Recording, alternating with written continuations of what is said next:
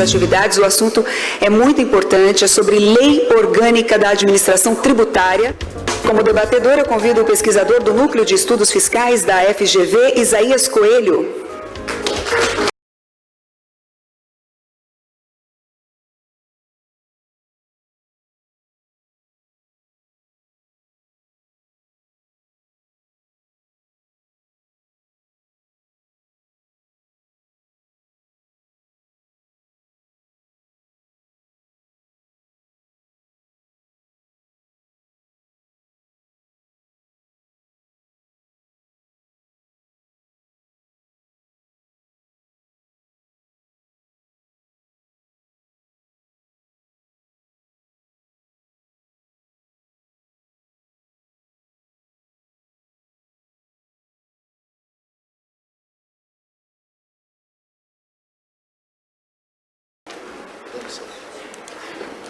Boa tarde a todos. Estamos iniciando o último turno desse extraordinário, grandioso Congresso Luso-Brasileiro de Auditores Fiscais.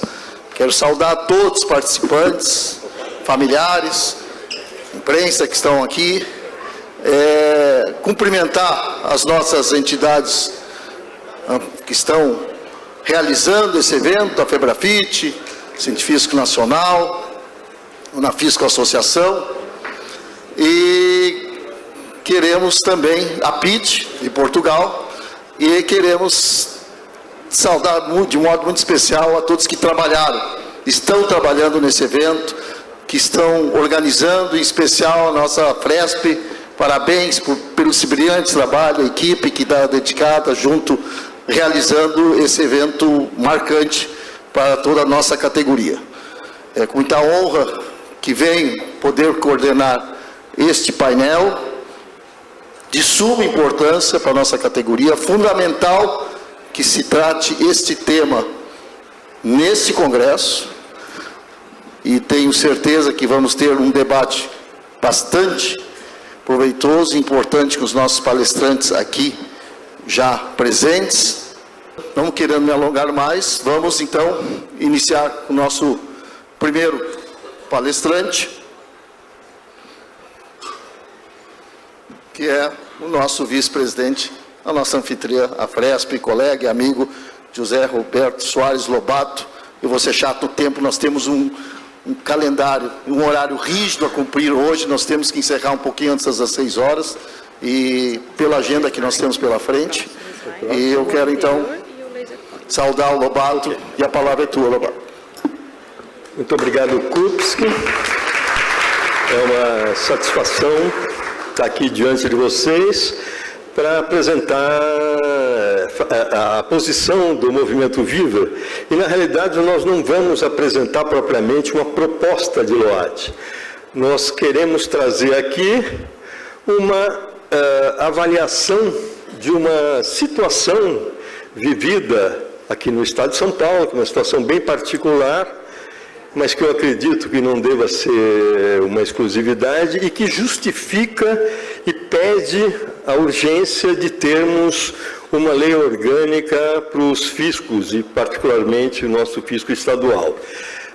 Nós tivemos aqui durante esses 2 dias, num seminário que trata da mudança de paradigma da relação fisco-contribuinte, nós tivemos muito uma análise dos efeitos dessa desestruturação do nosso modelo de tributação, os efeitos sobre a economia, isso foi bastante falado, e tivemos também os efeitos sobre os contribuintes. E nós queremos mostrar um pouquinho aqui um estudo que foi feito no âmbito da Afresp, do Movimento Viva, que mostra esses efeitos sobre a administração tributária. Nesse sentido, eu acho que tem alguma coisa de pioneirismo nesse estudo, e possivelmente também todas as falhas que derivam desse pioneirismo, Então, eu vou tentar apresentar uma cadeia que justifique isso e mostrar qual é a visão que nós temos de uma LOAD. Na realidade, nós queremos fazer aqui uma defesa de alguns princípios para essa lei orgânica para o Estado. Então, todo esse trabalho começou porque nós estamos vindo desde 2015, quando nós assumimos, a nossa diretoria assumiu a Fresp, a direção da Fresp, um ambiente na administração tributária extremamente difícil, que era manifestado por esses sentimentos, sentimento de frustração geral, de revolta, angústia, insegurança, desencanto, desalento, e eu posso dizer que eu estou falando em nome de uma boa parcela dos servidores do fisco estadual. A questão toda era que todas essas manifestações, elas não encontravam um caminho explicativo, quer dizer, elas se mostravam como revolta, como angústia, como tudo, mas elas não tinham, todas elas convergiam para uma manifestação que associava estas questões, todo o sofrimento que era vivido, a uma questão salarial. O salário era a única explicação possível para essas coisas todas. E nós, do Movimento Viva, nós resolvemos provocar um distanciamento um pouco maior para ver se não existiam causas mais profundas para isso, das quais a questão salarial era uma das manifestações importantes, certamente, mas, no nosso entender, não a única. E o que a gente vivia lá era uma questão extremamente complicada. Na falta de você enxergar as causas de todo essa angústia vivida, o que nós vimos era uma briga quase que fratricida, né, de todos contra todos, quer dizer, o pessoal externo contra interno, interno contra externo e assim por diante. Quer dizer, nós tínhamos de gerações, ele se manifestava de todas as formas possíveis. O nosso trabalho, então, aí eu vou dar um salto, quer dizer, para buscar o nosso trabalho foi de falar, não, isso certamente tem a ver com o desmantelamento do nosso sistema tributário. Quer dizer, não é possível que a gente, vivendo essa situação de desmantelamento da nossa estrutura de tributação do consumo, a gente não sofra as consequências disso, né? Quer dizer, então, o nosso trabalho foi de tomar como hipótese essa questão do desmantelamento do sistema tributário e ver como isso se refletia na nossa condição atual. E a gente aí pegou essa imagem, porque eu acho que ela vai servir de apoio à imagem do ideal olímpico, para mostrar que um sistema tributário, um tributo de qualidade, ele deve respeitar alguns princípios, ele deve respeitar aquele ideal olímpico, quer dizer, os princípios que regem um determinado tributo, eles devem ser respeitados na sua integridade. Não é possível você valorizar um em detrimento de outro sem a ruptura desse sistema como um todo. Quer dizer, se nós estamos falando... E aqui nós pusemos alguns deles, quer dizer, produzir arrecadação é um dos objetivos primordiais de qualquer tributo, mas não só. Equidade, neutralidade, tudo isso eu não vou ficar falando, porque já foi falado e não é a nossa casa. Simplicidade, economicidade, tudo isso foi falado. O que acontece? Nós temos um sistema de tributação, o ambiente que nós dizemos é economicamente ineficiente. Isso tudo já foi falado, uma complexidade crescente, quer dizer, nós vemos assim, é casuísmo em cima de casuísmo, gerando mais casuísmo, quer dizer, cada movimento de casuísmo gera uma nova cadeia de casuísmo, e essa coisa toda vai se multiplicando e vai infiltrando na organização. É recorrente. Exceções predominando sobre regras. Uma competição irracional e predatória, quer dizer, que destrói o nosso federalismo, que é um federalismo fraturado. Quer dizer, nós estamos vivendo aqui, talvez, não sei, não me lembro de ter uma lembrança recente, de ter presentes aqui representantes dos fiscos dos 3 níveis da federação, que já é uma coisa auspiciosa, né, na maneira de ver. Quer dizer, eu acho que mudanças estão acontecendo. Então, mesma coisa, todos contra todos, né? A experiência que a gente vive na nossa federação é uma experiência zero de cooperação e de competição 100%.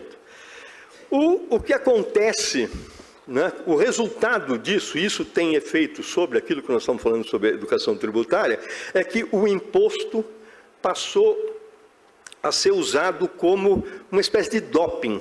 Quer dizer, a nossa tributação, ela passou a valorizar a questão da arrecadação acima de qualquer um dos outros princípios que ela deveria estar resguardando. Então, na medida que nós íamos desenvolvendo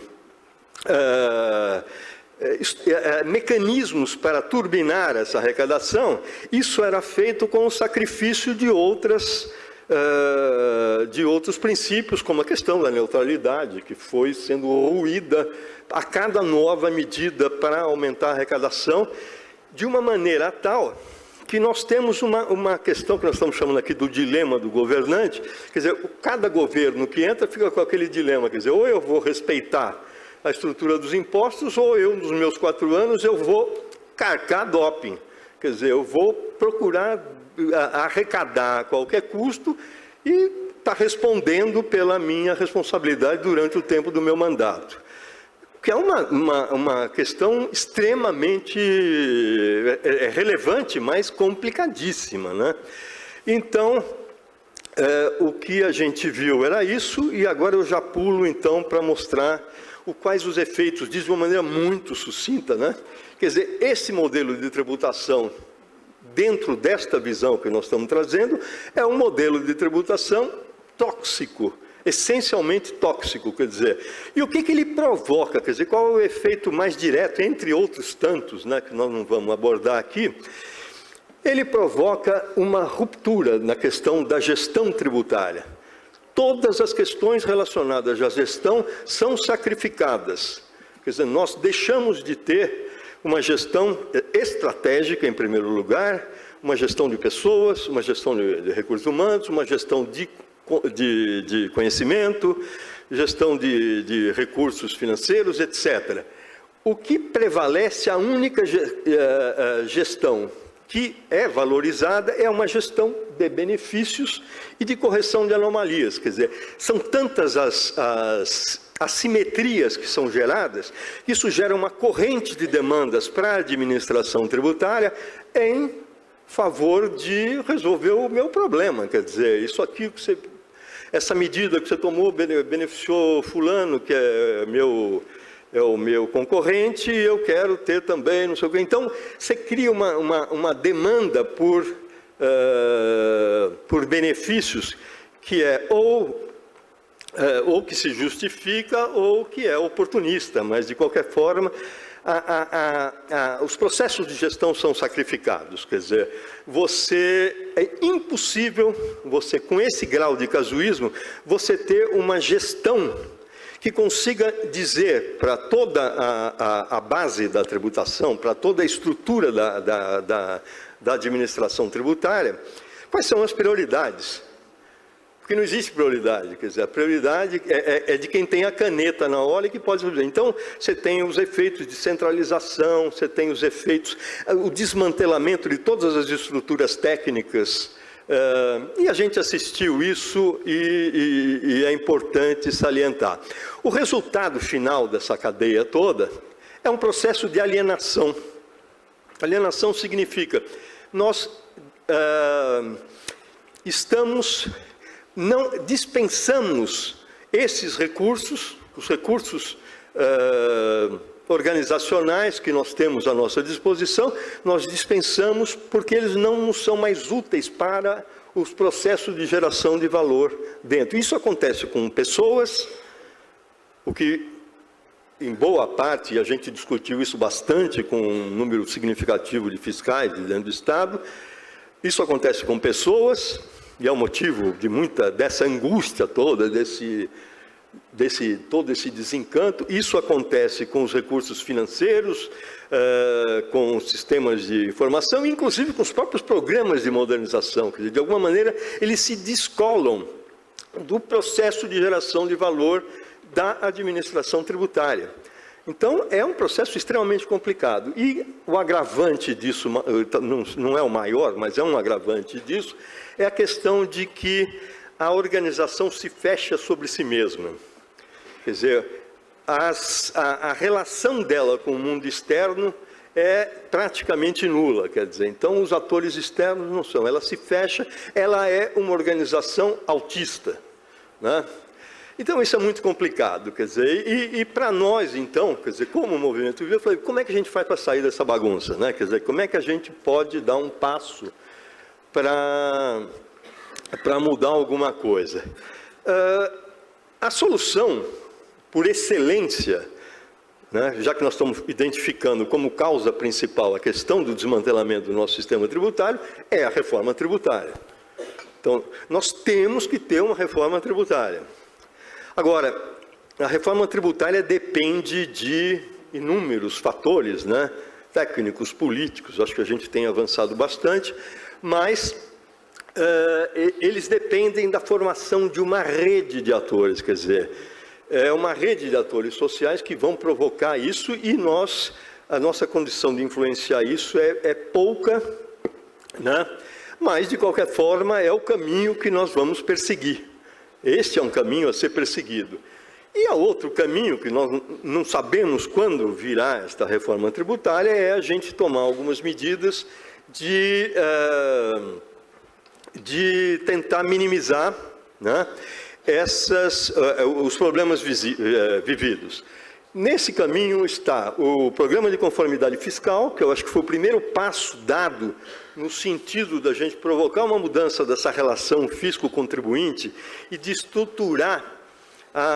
procurar estruturar essa administração tributária em termos mais generosos, né? que quebre um pouco daquela dualidade, daquela barreira de estar cada um entrincheirado na sua ponta, né? Fisco e contribuintes, e a gente começar a enxergar isso de uma outra forma. E a outra é a LOAT.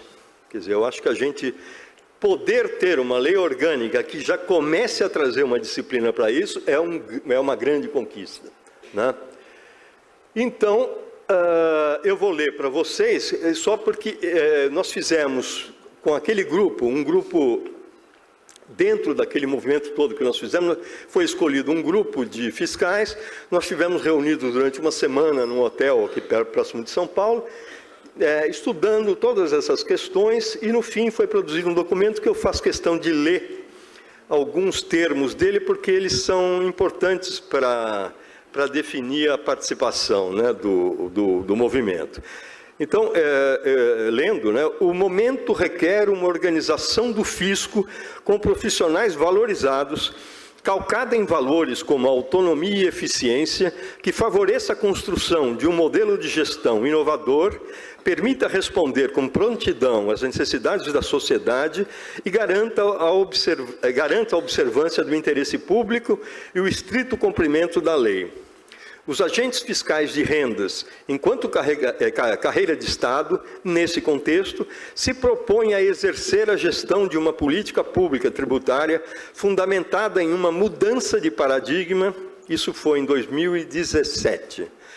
Do mero combate ao ilícito para outro, de prestação de serviço público, contribuindo para uma ampla reforma tributária a partir de premissas edificadoras de uma tributação sobre o consumo no Brasil que traga recursos para o bom funcionamento do Estado, não atrapalhe a economia, seja a porta de entrada para a cidadania, seja simples e transparente, favoreça o equilíbrio federativo e a cooperação intergovernamental.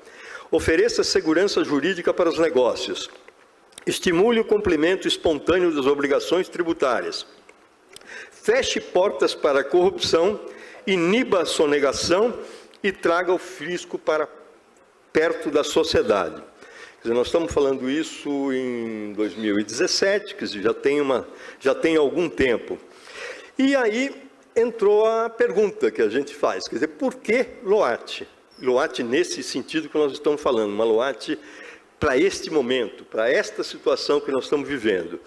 Então, nós definimos aqui que a principal função de uma LOAT no Estado de São Paulo é garantir, desde já, a tutela dos princípios que devem reger as relações tributárias e, ao mesmo tempo, pavimentar o caminho para a administração tributária para o advento de uma eventual reforma.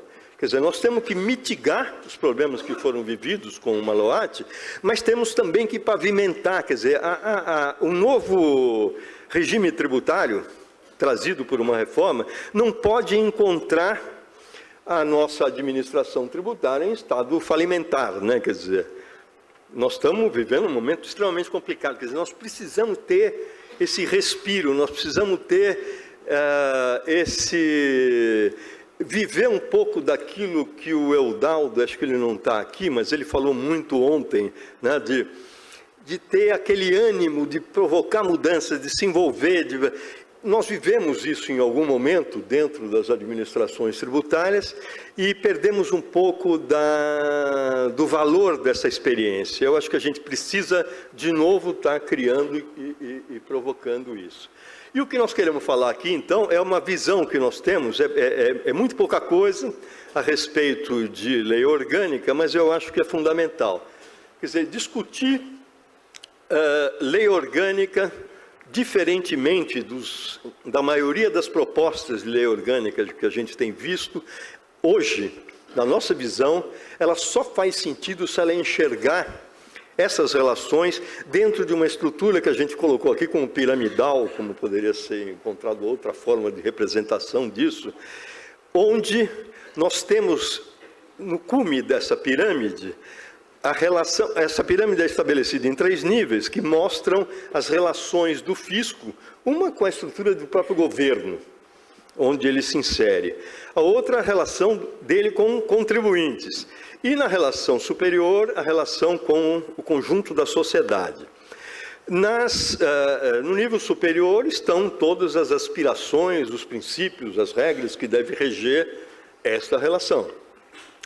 No nível intermediário, são aqueles que vão estar alimentando aquilo, quer dizer, vão estar, de onde vão sair os recursos para que essas políticas públicas, esse conjunto de políticas públicas seja atendido. E no nível de baixo está a própria estrutura de Estado. Nós temos, vamos tratar de alguns objetivos para cada um desses níveis e algumas diretrizes que a gente entenda que é relevante para tratar dessas questões. No nível superior, o grande objetivo é dar suporte às atividades de Estado, quer dizer, o fisco ele tem que levantar recursos para dar suporte às atividades de Estado. No nível intermediário o objetivo evitar vazamento de receita, manter equidade nas condições de concorrência, proteger a segurança jurídica e no nível inferior da pirâmide, na base da pirâmide, fortalecer a governabilidade. Quer dizer, o que nós entendemos é que essa pirâmide precisa de uma estrutura que lhe dê suporte. E a administração tributária deve estar apta para dar esse suporte. Quer dizer, o que a gente vê é que está havendo uma corrosão de uma tal maneira que essa pirâmide então, balança, mas não cai. Quer dizer, a gente precisa estar muito atento a isso para que ela se mantenha naquilo que ela é fundamental para atender aos objetivos mais altos dessa pirâmide, que é a relação com a sociedade. Com relação às diretrizes, nesse nível de cima, nós temos que a arrecadação interessa, antes de tudo, a sociedade.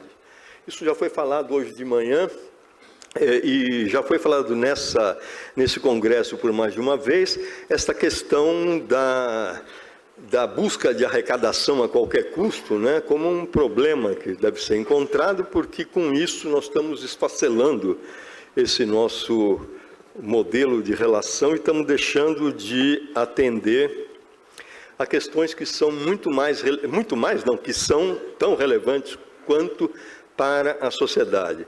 A arrecadação não pode criar constrangimentos para o bom andamento da economia. Não preciso dizer, tudo que nós estamos fazendo atualmente cria constrangimentos para o bom andamento da economia. E tem que prevalecer uma visão de longo prazo, que é uma coisa também que fugiu um pouco da nossa experiência, né, no nosso país.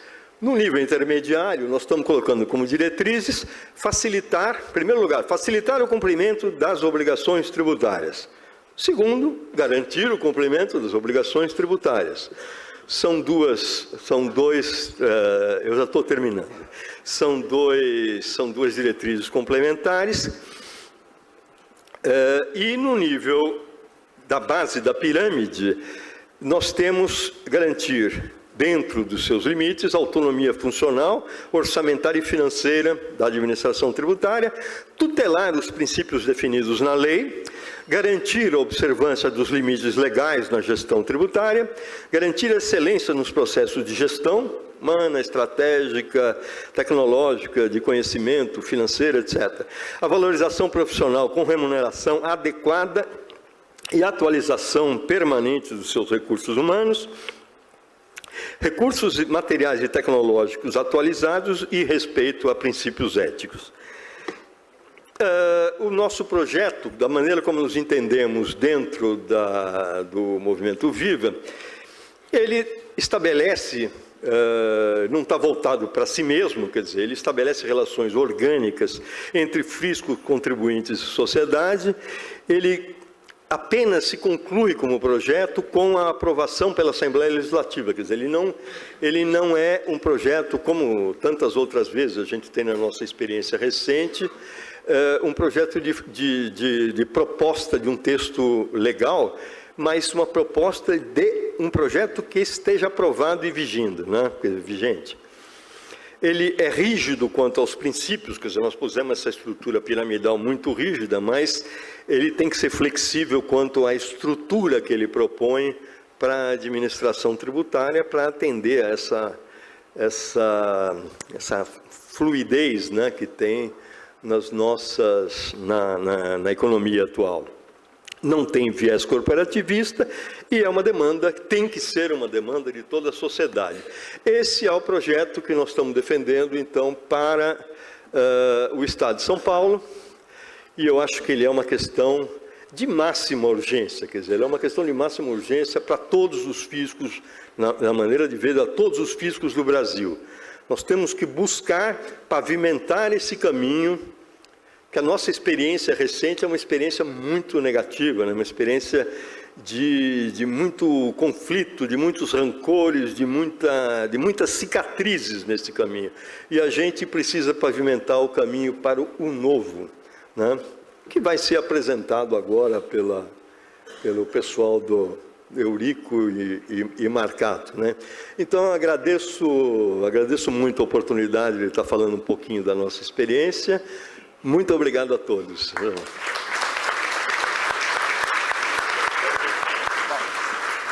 Obrigado, Lobato, por essa reflexão com a experiência do Movimento Viva, que eu pude acompanhar, realmente um grande movimento feito pela Fresp, que está fazendo aí. Agora, vamos para a lei orgânica, a LOT, do ponto de vista da academia, a experiência da Fundação Getúlio Vargas, o nosso estimado professor Eurico, damos as boas-vindas, Santi, Fernando Marcato, bem-vindo, e os alunos. Então, a palavra é de vocês. Muito obrigado, Roberto, Isaías, Lobato, pela oportunidade. Muito rapidamente, para que a gente possa dar o espaço aqui para a apresentação do trabalho que foi desenvolvido. Apenas para contextualizar, esse trabalho faz parte de uma mudança na grade da Escola de Direito da Fundação Getúlio Vargas, cuja palavra-chave é autonomia. A gente acredita que para criar bons advogados é preciso que esses advogados sejam autônomos, empreendedores e independentes. E é por isso que nós passamos a acreditar dentro da Fundação que nossos alunos, ainda que tenham 19, 20 anos, são capazes de desafios e voos maiores. Então foi a partir daí que Eurico e eu ajudamos a coordenar, na verdade, a incentivar e a facilitar a criação desse Estatuto Nacional do Fisco e do Contribuinte, mas é um estatuto formado e desenvolvido inteiramente pelos nossos alunos a partir de uma interação direta com todos os representantes aqui do Fisco. E para nós, então, é realmente um prazer poder estar aqui, compartilhar os resultados desse trabalho e agradecer imensamente, em especial à Fresp, mas também a todos os outros apoiadores. Eu sou professor de Direito Administrativo, não sou de Direito Tributário, mas fiquei encantado com a abertura, com a seriedade e com o espírito público que os fiscais de renda demonstraram e a intenção, de fato, de reformar e melhorar o país. Então, muito obrigado em nome da Fundação Getúlio Vargas.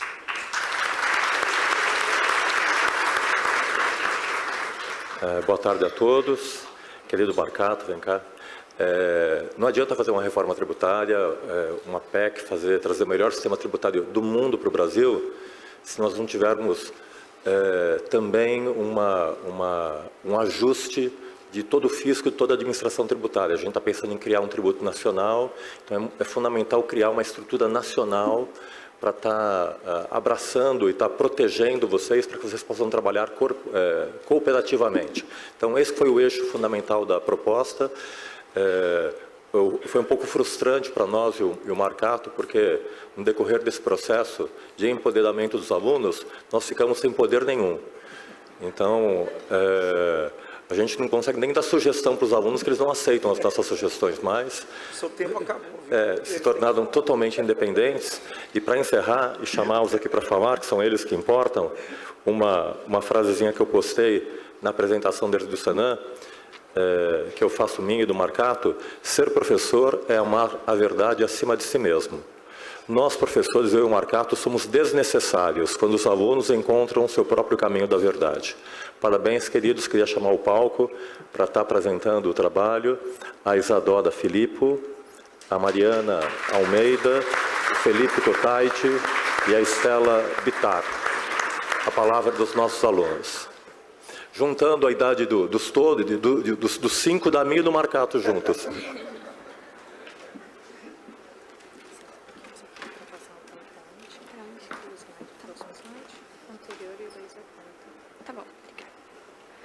Boa tarde a todos e a todos. Nós somos o grupo de estudantes da graduação do 3º ano de Direito da Fundação Getúlio Vargas.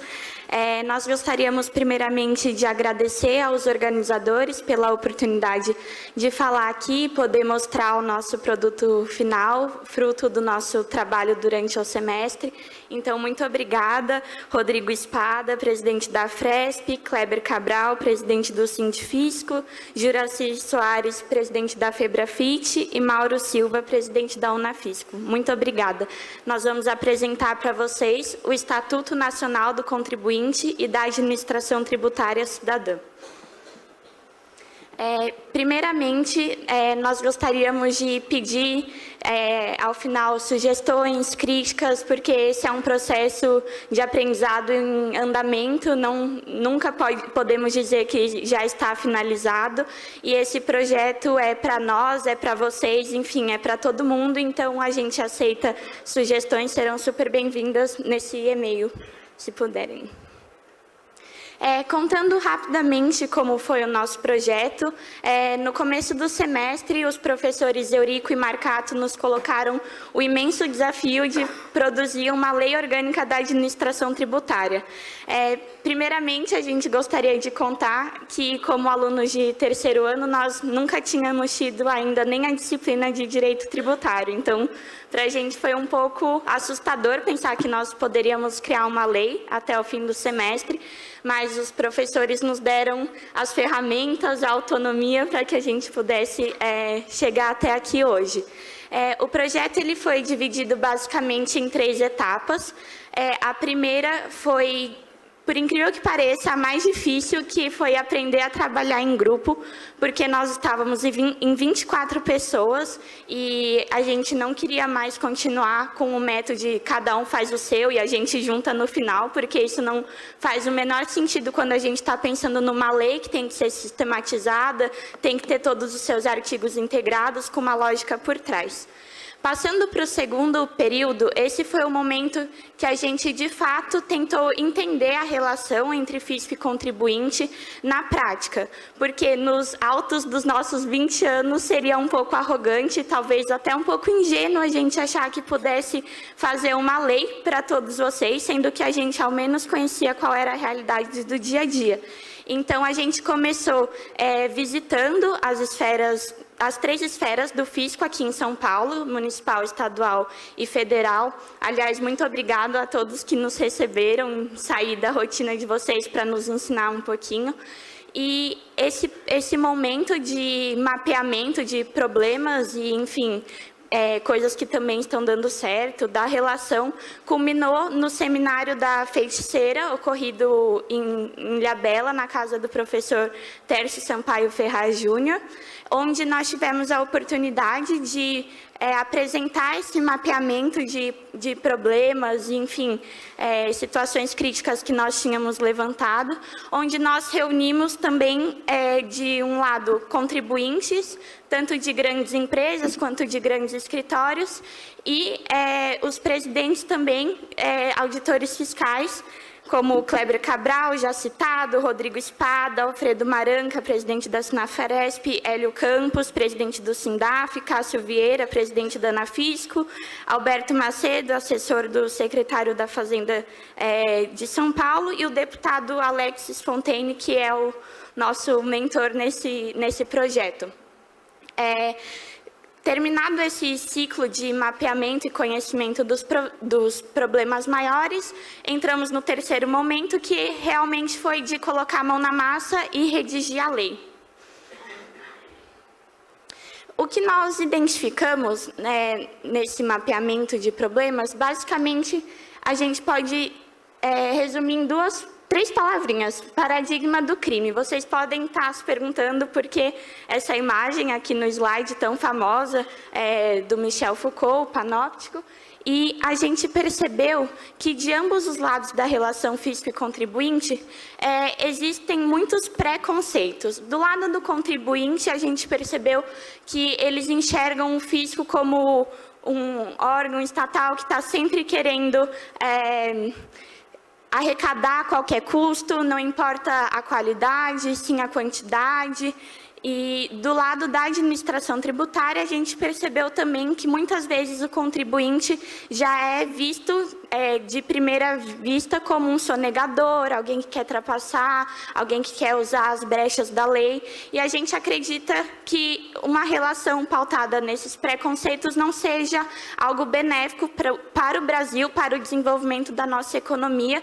E é por isso que a gente vem com o nosso estatuto apresentar um novo paradigma que a gente gostaria muito de implantar e que vocês pudessem comprar essa ideia também, que é o paradigma do serviço, onde a gente tem um fisco que trabalha para o contribuinte, que busca ajudar o contribuinte com uma parceria e não com uma inimizade, onde o fisco abraça o contribuinte e fala: vamos juntos, vamos empreender, vou te ajudar.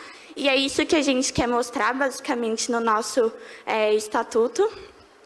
E nós fizemos isso, tentamos essa mudança de cultura através de regras gerais. E por que gerais? Pode parecer que é mais fácil fazer regras gerais, mas na verdade isso tem um porquê.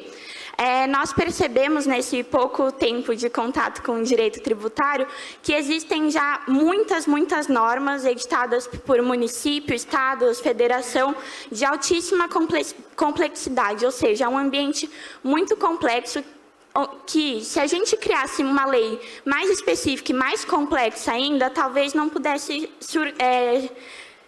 fazer o efeito que a gente esperava. E por isso, o porquê das regras gerais, e aqui a gente traz a frase do Leonardo da Vinci de: a simplicidade é a maior das sofisticações. E para embasar toda a nossa lei, e vocês não acharem que a gente tirou tudo da lei da nossa cabeça, o que teve muita pesquisa, nós também nós remetemos a nossa lei a diversas normas já existentes no ordenamento jurídico. claro, à Constituição Federal, ao Código Tributário Nacional, e duas inovações que a gente busca enfatizar bastante no Estatuto é a Lei de Acesso à Informação, e a Lei de Introdução às Normas do Direito Brasileiro, a LINDB, que ano passado ganhou nova redação, estipulando uma série de ações para a administração pública em geral. Então, obviamente, a administração tributária está inclusa nisso. Nós fizemos 10 artigos, de forma bem direta, para não causar confusões, e eles falam basicamente, o primeiro dispõe disposições preliminares, o segundo fala das diretrizes para a administração tributária, o terceiro fala da transparência, o quarto do federalismo cooperativo, o 5 do dever de motivação, o 6 da remuneração do fisco, o 7º do Conselho de Cidadania Fiscal, o 8º da criação da Escola Nacional da Administração Tributária, o 9º, uma ode ao estímulo à conformidade, e o 10º, uma forma de redução do contencioso e incentivo à autorregulação. Eu vou passar agora a palavra para minha colega Mariana e os meus colegas Felipe e Estela, que vão desvendar um pouco o artigo com vocês.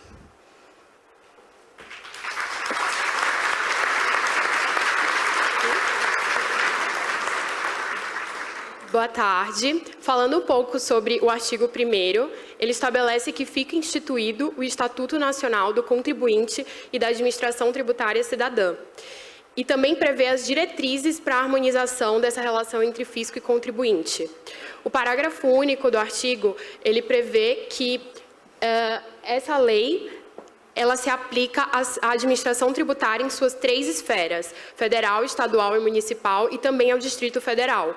Ou seja, é um estatuto que olha para o futuro e que está em conformidade com a PEC 45, buscando justamente ter essa visão a nível nacional e de integração de todas as administrações tributárias.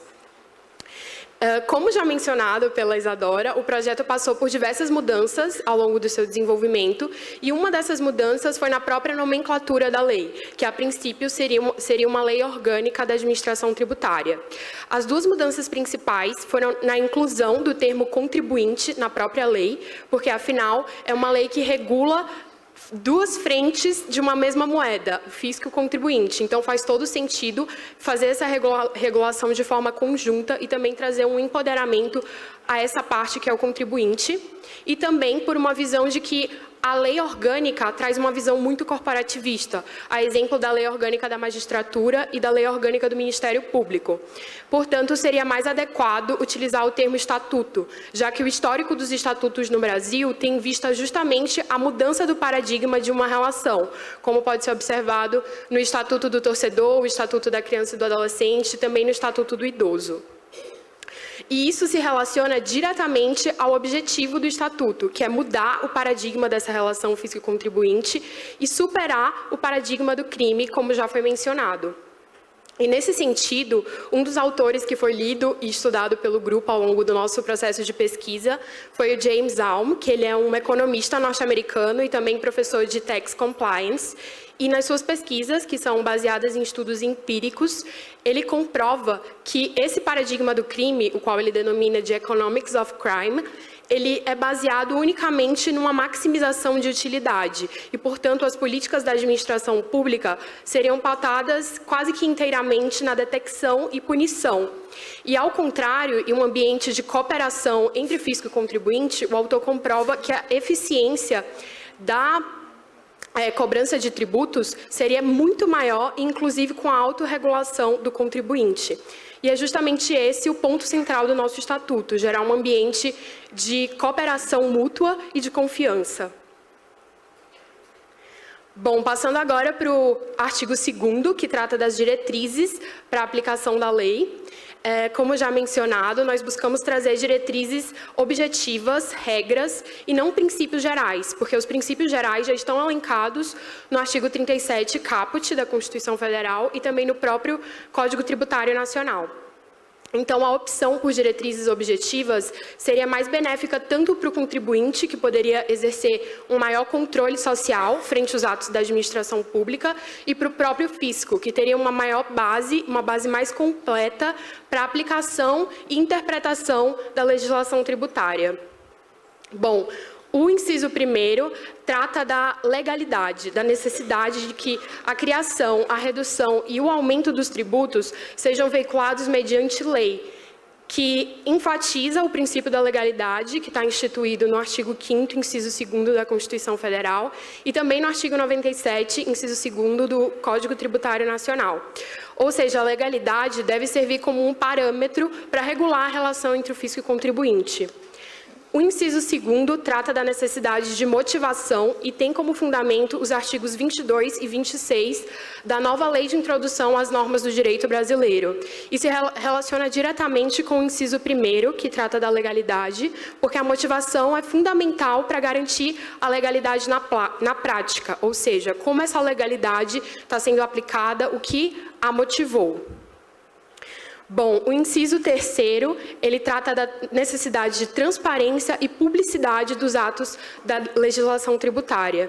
A transparência e a publicidade são garantidas na LAI, que é a Lei de Acesso à Informação, e também são princípios constitucionais. São fundamentais para garantir a segurança jurídica, bem como a diminuição da indústria do contencioso e também para fomentar esse ambiente de confiança mútua. E, por fim, o inciso 4º trata da necessidade de a administração tributária colaborar para a livre iniciativa, a livre concorrência e também para os valores sociais do trabalho no nosso país, que são fundamentos da República Federativa do Brasil, previstos logo no artigo 1º, inciso 4º da Constituição Federal, e também são princípios da ordem econômica, também previsto no artigo 170 da Constituição Federal.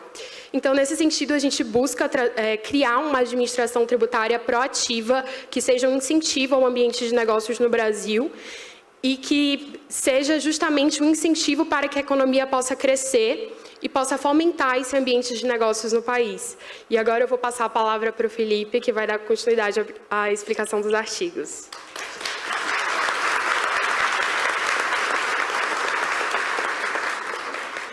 Boa tarde a todos. O artigo 3º da nossa lei, ele trata da transparência, legalidade, segurança jurídica e do artigo 198 do Código Tributário Nacional. A gente entende o dever de transparência como um acesso amplo e restrito à informação contida nos atos administrativos.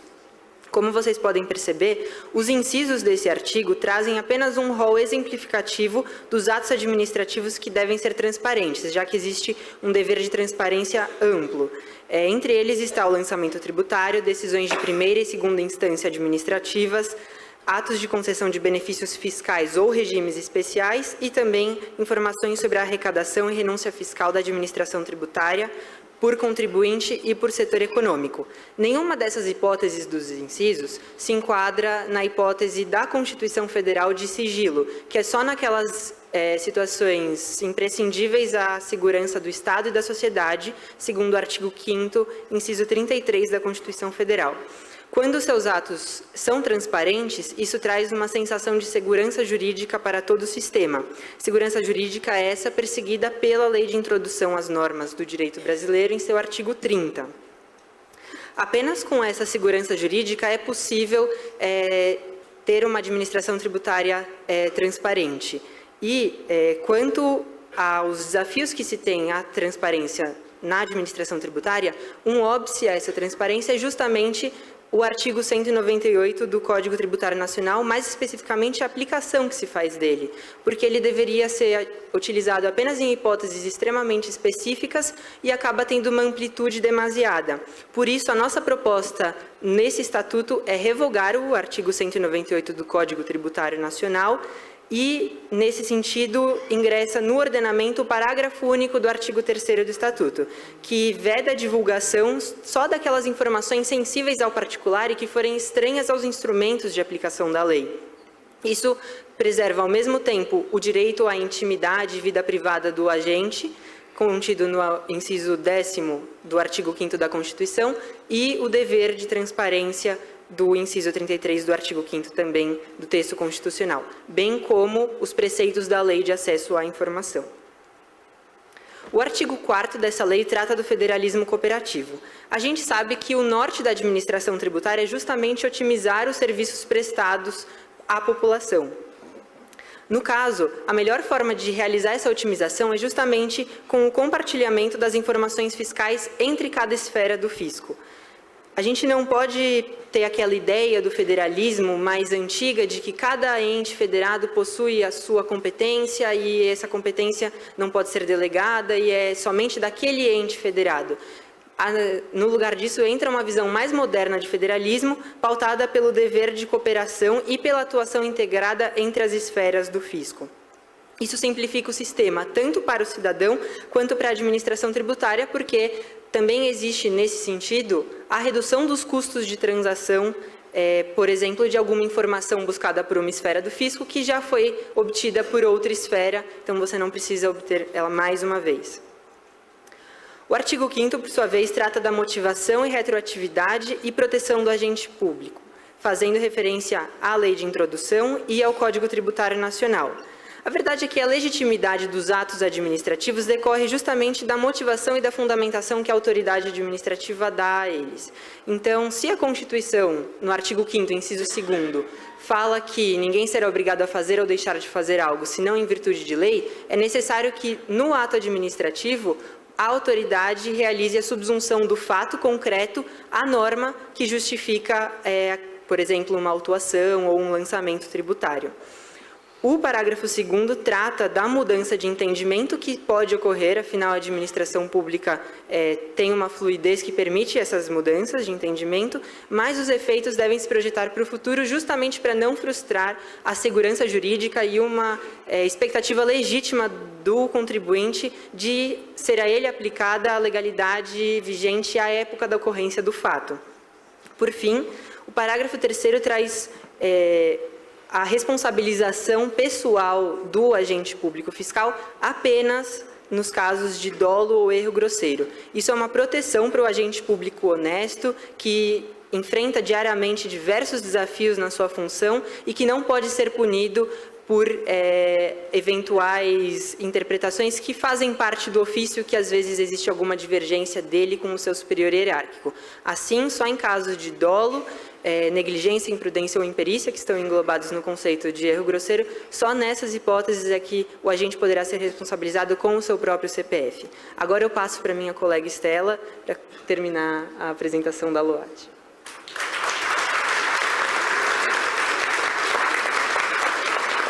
Boa tarde a todos. Onde que passa? Aqui. Desculpa, gente. Tratando, então, especificamente do artigo 6º, ele trata sobre a remuneração e garantia da inamovibilidade nos exercícios da função. E, durante as nossas pesquisas, uma das maiores demandas do fisco era justamente a questão da remuneração. Isso porque, pelo que a gente viu, a remuneração ela não é proporcional e nem uniforme de acordo com a carreira. Então, o artigo 6º, especificamente no caput, ele traz a obrigatoriedade da remuneração ser uniforme e proporcional com o cargo exercido. Esse artigo também traz duas informações muito importantes. A primeira, que está no parágrafo 1º, trata de que essa remuneração ela vai levar em consideração uma avaliação periódica, e isso é justamente para trazer vantagens para o bom funcionário público. E essa avaliação periódica ela já está presente no nosso ordenamento, especificamente na Constituição Federal, no artigo 41, parágrafo 1º, inciso 3º, ou seja, é só o exercício que traz na Constituição e que ainda não foi exercido. O parágrafo 2º, ele trata sobre a inamovibilidade, e a gente percebeu que atualmente existe muito, o fiscal ele acaba sendo mudado de lugar só porque ele está seguindo a legalidade, e isso não pode ser um tipo de punição. Então, a inamovibilidade serve justamente para o funcionário público não ser mudado de lugar sem nenhuma motivação. Tratando agora do artigo 7º, ele trata sobre a criação do Conselho de Cidadania Fiscal, e esse conselho ele tem o objetivo de difundir melhores práticas da administração tributária e criar diretrizes para o funcionamento dessa administração. E esse conselho ele tem três características. Ele é consultivo, independente e paritário. Consultivo porque ele não vai ter nenhuma vinculação, ou seja, ele vai apenas ter um caráter de consulta, de ajudar a administração tributária. A segunda característica é que ele é independente, ou seja, ele vai ser vinculado ao Senado e não ao Executivo, justamente para ele ter uma imparcialidade. E a terceira característica é que ele vai ser paritário, ou seja, a composição desse conselho vai ser tanto com contribuintes quanto com fiscais. Isso justamente para ter um melhor debate de ideias e você ter os dois lados do debate dentro desse conselho. Tratando agora do artigo 8, o artigo 8 também fala de uma criação, e é a criação da Escola Nacional da Administração Tributária, e ela tem como o maior objetivo criar cursos de capacitação dos profissionais. E o mais interessante desse artigo é que é uma forma de você incentivar o federalismo cooperativo em comparação com o federalismo fraturado, como foi tratado pelo Lobato. Então, é uma forma de as três esferas do fisco ir numa mesma escola conseguir trocar experiências e conhecimento e justamente ter uma maior capacitação de todos os agentes fiscais. Já o artigo 9º, ele trata sobre a pirâmide de conformidade, então ele gera a obrigatoriedade da administração tributária implementar programas para incentivo da conformidade tributária, e isso está muito ligado com o Responsive Regulation. Então, esse artigo, ele cria a necessidade de classificar os contribuintes de acordo com o seu nível de conformidade, e a partir dessa classificação, o contribuinte consegue ter vantagens no cumprimento das obrigações tributárias. No entanto, essa classificação ela vai se dar por meio de critérios objetivos e claros, com base restritivamente nas obrigações previstas no artigo 113 do CTN, justamente para não ter nenhuma abrangência nessa classificação ou algum tipo de subjetividade, ou seja, são critérios objetivos para essa classificação. E, por fim, o artigo 10 trata sobre um incentivo à autorregularização.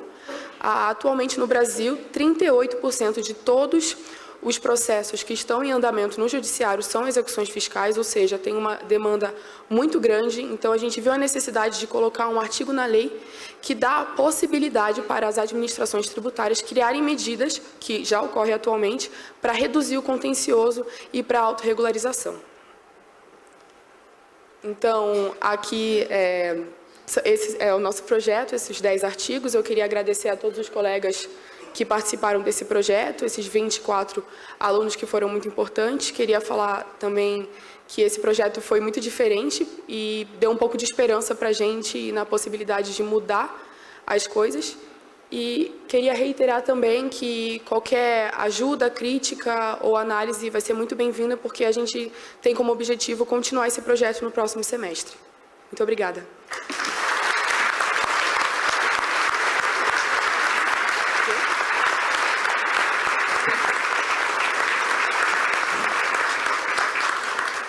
Parabéns aos nossos estudantes, os 4 em nome dos 24 que se dedicaram a uma pesquisa, a um trabalho. Parabéns, professor Desante, professor Marcato, pela meia academia tratar de um tema tão caro, né, para a nossa categoria. Então, com certeza, temos possibilidade de bons debates com esse projeto que está sendo apresentado e torna, quem sabe, uma visão melhor para a sociedade aceitar essa luta que nós fazemos como categoria para termos lei orgânica, ou estatuto, mas que teremos garantido as nossas prerrogativas.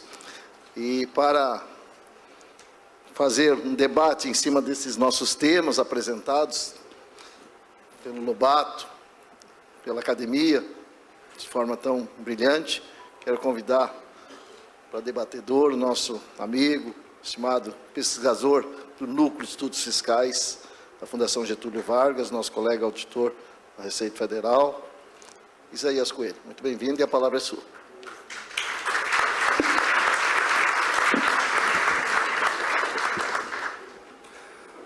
Muito boa tarde. É um prazer estar com vocês num evento tão importante, de grande repercussão e que traz enorme reflexão nesses 3 dias que vocês estão aqui. E gostei demais de ver o resultado da interação entre essas instituições, e academia, especificamente a abertura dada pela FGV Direito de São Paulo, para redesenhar a sua própria grade de disciplinas e criar uma cadeira exatamente sobre essa questão da lei orgânica do fisco e dos deveres dos contribuintes associados a ela. É algo bom de ver, algo novo, não é? Cumprimento também, nessa oportunidade, os colegas portugueses que se juntam nesse evento memorável aqui. Eu vejo esse trabalho apresentado nesse momento como alvissareiro, bem feito, sólido, claro, necessitando de talvez algum aprofundamento, alguma complementação, que certamente virá de pessoas tão bem qualificadas como são os senhores e senhoras, porque abre-se uma perspectiva nova de redefinir o relacionamento entre fisco e contribuinte para um propósito nobre de elevar o grau de administração, de cumprimento tributário a níveis nunca atingidos, né? Eu vejo que esse esforço de melhoria, de modernização da máquina fiscal vai para e passo com o grande debate nacional que toma conta da reforma tributária brasileira. E, embora a reforma tributária seja um tópico que cobre uma grande variedade de itens, eu gostaria de remarcar com vocês o fato do papel estratégico do ICMS, não é? O ICMS é um imposto já antigo, um imposto que foi uma ousadia quando foi criado, não é? Esse imposto não foi unanimidade. Quando foi introduzido, havia muita gente que resistia à substituição do IVC com que estávamos todos acostumados. Para que essa novidade, essa coisa trazida de fora, não é? Isso vai tumultuar. Imagine se nós não tivéssemos feito essa reforma em 1967, ainda estivéssemos com o imposto de vendas e consignações ainda hoje, não é? Então, eu quero que vocês estejam abertos para a mudança, para, sobretudo, nos termos proposto pelo projeto Viva, pelo movimento Viva, que vem no cume de uma onda de reforma da tributabilidade nacional, da fiscalidade nacional, cujo pioneirismo deve ser reconhecido aos colegas do Sul, que trouxeram para nós propostas muito sólidas de transformação da tributação de bens e serviços. Depois isso foi abraçado pela Fresp, nesse movimento Viva, com que eu tive a satisfação de me inteirar anos atrás, quando tivemos uma convenção dessas no Guarujá, inclusive com a participação de entidades estrangeiras.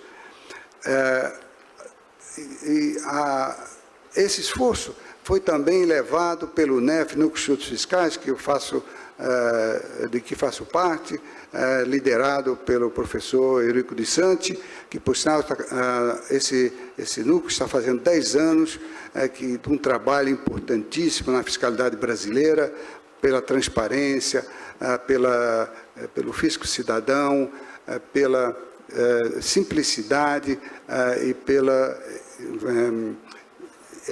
eliminação dos conflitos desnecessários que nossa legislação enseja, não é? Mais recentemente, esses estudos todos que mencionei foram aperfeiçoados no CECIF e foram transformados num projeto de emenda constitucional que está sendo debatida no Congresso que eu diria não é a última palavra, mas é um passo importantíssimo para colocar na mesa os nossos grandes desafios. E o nosso grande desafio de hoje, me permitam, passa primordialmente pelo ICMS. O ICMS, não tenha dúvida, é um IVA. É um IVA porque é baseado no princípio do débito e do crédito, né, e o pagamento da diferença de imposto, mas é um IVA como o avestruz é uma ave. É uma ave que não voa, né? Nós queremos que o IVA seja melhor, que ele voe, que ele estabeleça seus objetivos, tanto financeiros quanto econômicos, que ele não está cumprindo. O potencial de crescimento de receita do IVA, do ICMS, é muito maior do que o que ele desempenha com o desenho atual.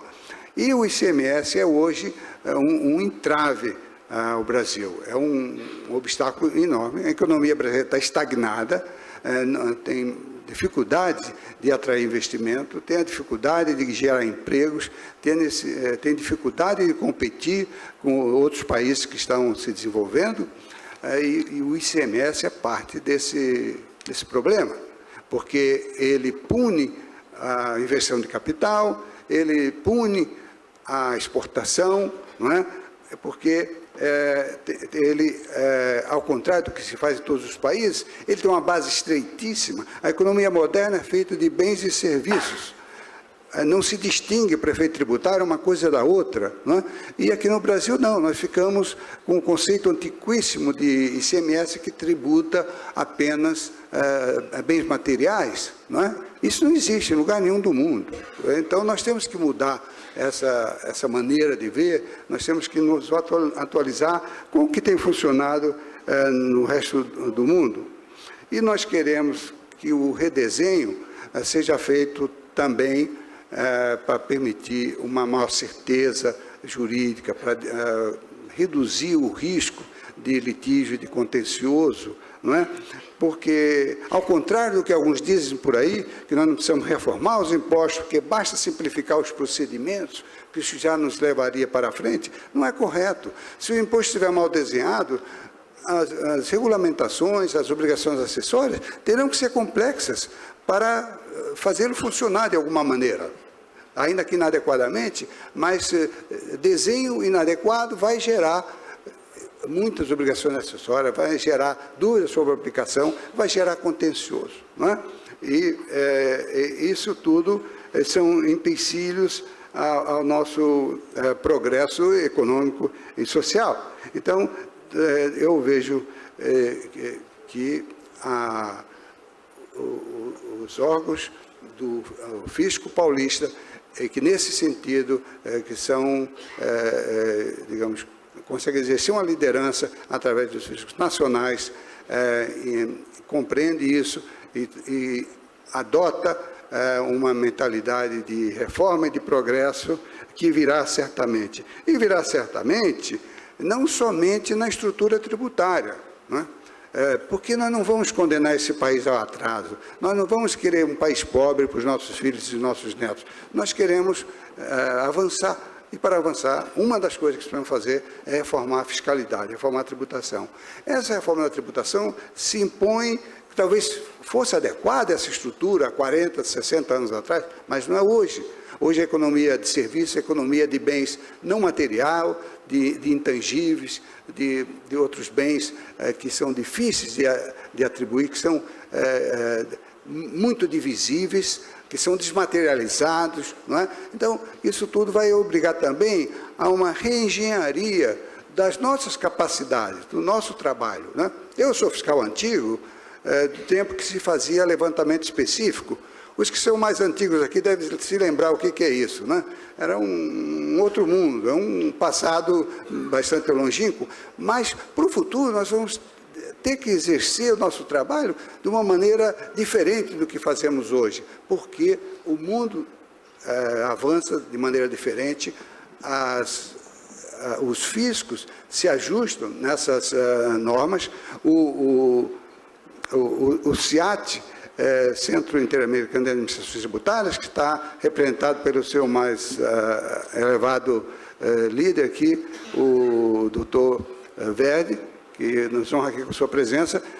Ele está empenhado nessa tarefa numa escala que começou dentro da América Latina, no continente americano, depois se espalha hoje por todos os continentes, porque o CIA tem uma liderança global hoje em dia. Ele poderia, melhor do que eu, dizer-lhes o que vai consistir o fisco do futuro, o que tarefas nós possivelmente vamos ter que desenvolver, como o que se descortina em termos do nosso futuro, que habilidades nós teremos que ter e como os fiscais de renda do futuro terão outras características, outras formas de recrutamento e de aperfeiçoamento que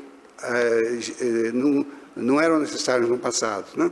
Mas isso já, a matéria sai do escopo dos nossos comentários, e eu só queria deixar nesta tarde com vocês aqui o pensamento de que é muito positivo que estejamos discutindo esses temas nesse evento e novas relações jurídicas e psicológicas entre os contribuintes e os agentes públicos encarregados de executar a fiscalidade de uma forma competente e eficiente, não é?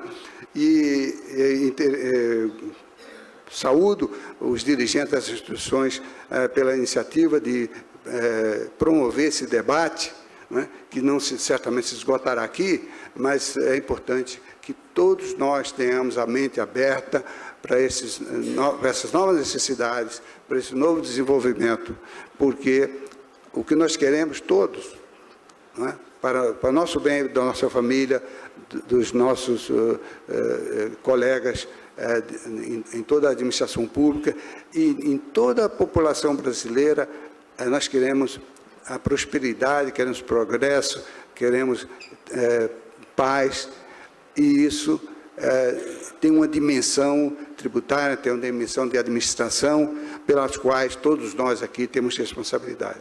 Então, parabéns a todos pelo trabalho que têm apresentado. Eu fico muito satisfeito de estar aqui com vocês nessa tarde. Obrigado.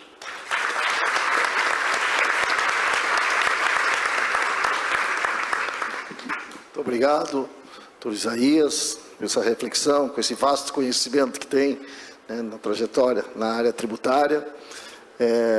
E nós não temos encaminhado nenhuma questão até esse momento, até porque nós também estamos com horário. Quero agradecer a todos pela disciplina aí no horário, para nós podermos cumprir a nossa agenda. Eu gostaria ainda de saudar todas as nossas associações, né, do Fisco Estadual, que se deslocaram e se fizeram presente, as delegações, as entidades nacionais, e gostaria, dentro desse painel, já conversado com os nossos gerentes nacionais, nosso presidente Juraci Soares, da Febrafit, ao Nuno, da PIT, o Mauro Silva, da Unafisco, o Kleber, do Cientifisco, e o Carlos Cardoso, da FENAFIM, que está aqui conosco, viu? Obrigado, do Fisco Municipal, que esta plenária ratificasse, com uma salva de palmas, a luta que essas entidades fizeram para alcançar um dispositivo na Constituição, como um 162A, uma seção, e que essa demonstração fosse a ratificação para que elas continuem com este trabalho firme dentro do Congresso Nacional, para vermos aprovado as prerrogativas, as garantias que nós estamos lutando há tantos anos. Então, eu peço, se concordarem com a salva de palmas, fica ratificado o trabalho destas nossas entidades.